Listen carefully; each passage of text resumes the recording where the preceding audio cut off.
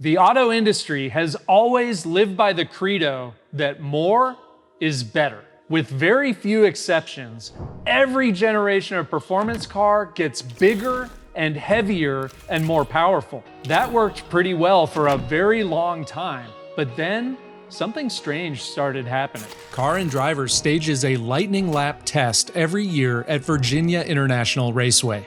They bring out a bunch of performance cars from various segments and see what kind of laps they can turn.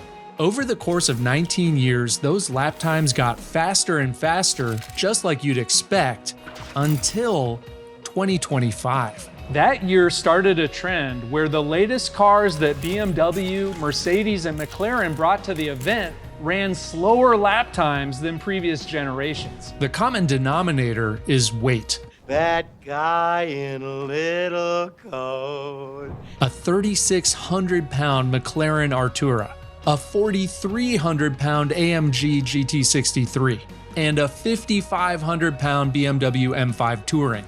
These cars are all mind-bogglingly powerful, but they can't carry as many Gs through the corners as their lighter ancestors, and that spoils the lap time. Which leads me to a conclusion that you have probably already guessed. More is better, but only up to a point. So if we enthusiasts are on a quest for the best possible driving experience, maybe it doesn't come from the most powerful car. And maybe the best sports car ever made, that ever will be made, is already out of production. The contender I'm talking about is the Porsche 718 Spyder. We had a stunning Oslo Blue example come through the shop recently for some upgrades. I got to drive it on the track and on the street, and I came away convinced that this is a future classic, a car you will never sell, a forever car. The 718 Spyder was introduced alongside the Cayman GT4 in 2019 and produced through 2023. It has a 4-liter naturally aspirated flat 6 derived from the 3-liter turbocharged motor found in the 911. It revs to 8,000 RPM and makes 414 horsepower. The car weighs about 3,200 pounds with a 6-speed manual transmission. And it features a funky manual cloth top that requires a tutorial and a bit of technique to do it properly.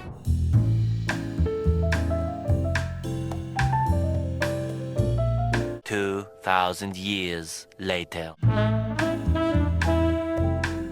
Now, none of those stats are what you would call impressive, but this is the third time that Mark has owned a 718 Spyder. He'll get tempted by something else that looks better on paper, but he keeps coming back.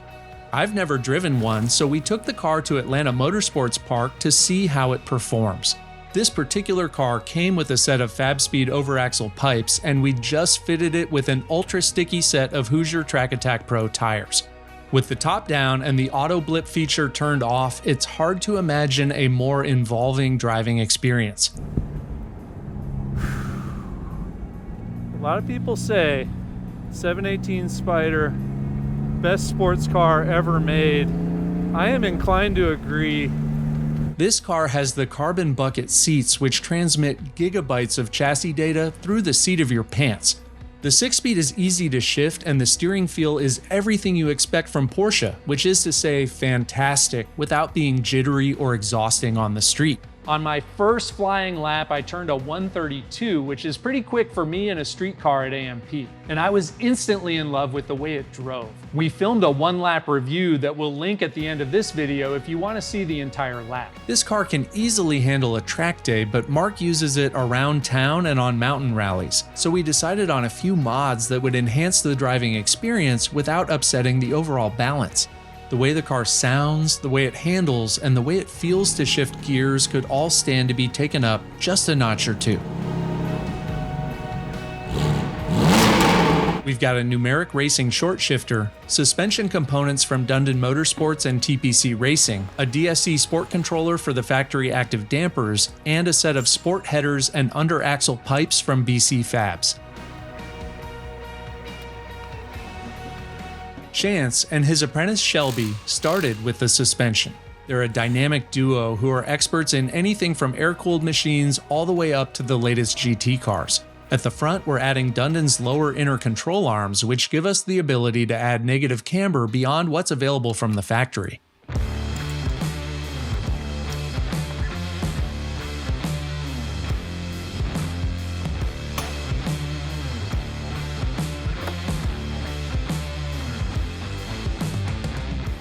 In the back, we're replacing the stock tow arms with a set of TPC Racing offset adjustable toe links. These give us the ability to adjust the rear toe to compensate for extra camber, and they alter the suspension geometry to reduce the tendency to bump steer.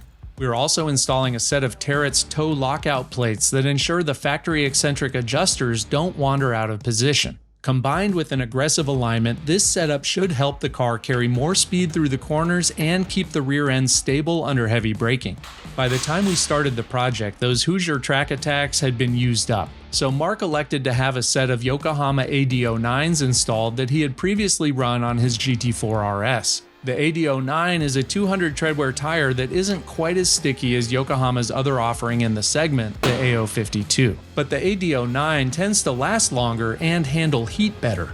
Unfortunately, the 255s that we'd run on his 4RS were too wide to run on the Spyder without rubbing, so we ordered a fresh set in factory sizes. Chance and Shelby moved on to the exhaust. The car had a set of FabSpeed overaxle pipes with the stock muffler when Mark bought it.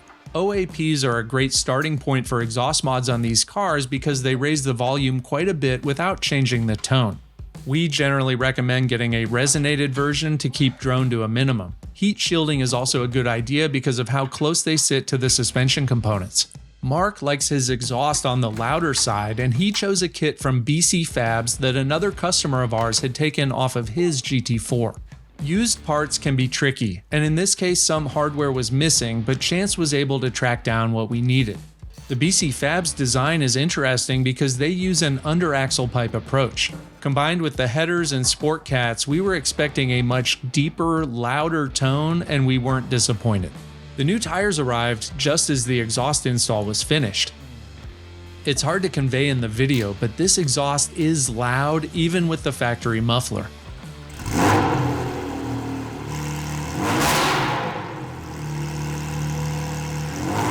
But revving it here in the garage doesn't tell the whole story. We'll have to see how it sounds later on the test drive. Next up was the DSC controller. This is basically a replacement computer for the factory active suspension. You can customize the tuning if you want to, but the default settings make comfort mode more comfortable and sport mode more sporty.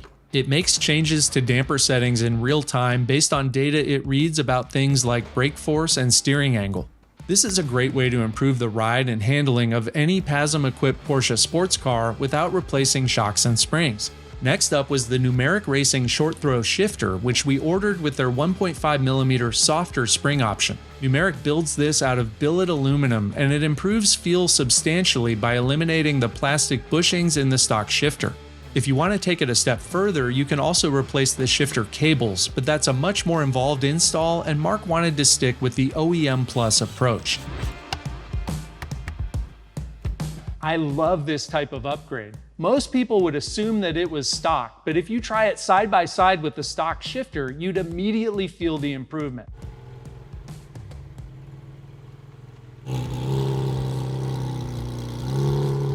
With all of the mods installed, it was time to dial in the alignment. We find that -2.5 degrees of camber at the front is about right for an aggressive street car, and then we dial in the rear to complement that setting.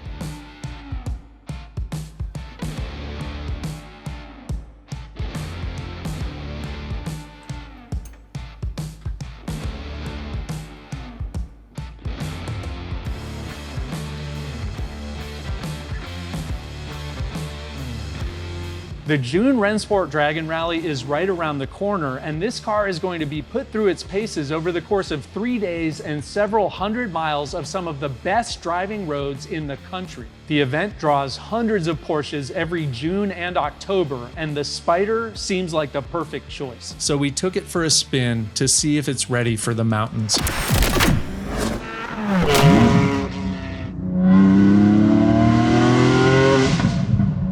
This is my first time experiencing this exhaust in detail, and it's got a few characteristics.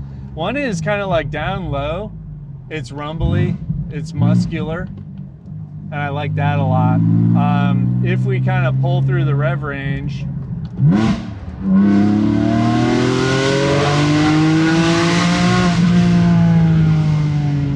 there is a very motorsportsy flat six howl thing going on. But what might not come across in the video is the volume the volume is there. And I think a lot of us, maybe not me so much, but you, Jack, appreciate a nice loud exhaust. Gosh, in terms of driving dynamics, this thing feels so dialed in now. We're not on the same tires that we were on when we did the initial track test, but for street driving, these offer plenty of grip and should last a little bit longer. The numeric shifter with the soft spring, perfect. It's just so precise and kind of mechanical and metallic feeling. There's no feeling of there being plastic bushings that you're kind of trying to feel out. It's just super precise, but not ultra high effort. And we've got a pretty aggressive alignment on it, not crazy, but just sort of, I think, perfect for street driving. And, you know, once you get up in the mountains, it'll just come alive. Springtime in Georgia, man, it's wild. You never know what you're gonna get. And if you're sitting in your freaking Tesla Model 3, you're gonna have no idea because it won't matter. In this Spyder, we have to check the weather report. We have to plan. Do we need to spend 20 minutes putting the top back up because we don't know what we're doing? I don't know. Maybe. If we do, it'll be fun. Does it get faster? Yes. Does it get more luxurious? Yes. Does it get more comfortable? Yes. Like, there's all kinds of ways that you could do something different, but I think this is the perfect sports car. Everything is a compromise, period. And this is the perfect mixture of ingredients in my book. If you're comparing numbers, the 718 Spyder doesn't stand out, but as an overall driving experience, it's as good as it gets. Practical enough to function as a car, but raw enough to feel like you're making some sacrifices in the name of driving enjoyment. And with the market sitting at around $130,000, it is expensive, but it still feels like something that we enthusiasts can aspire to own someday. I just hope that Porsche remembers how good this car was when they design the next generation.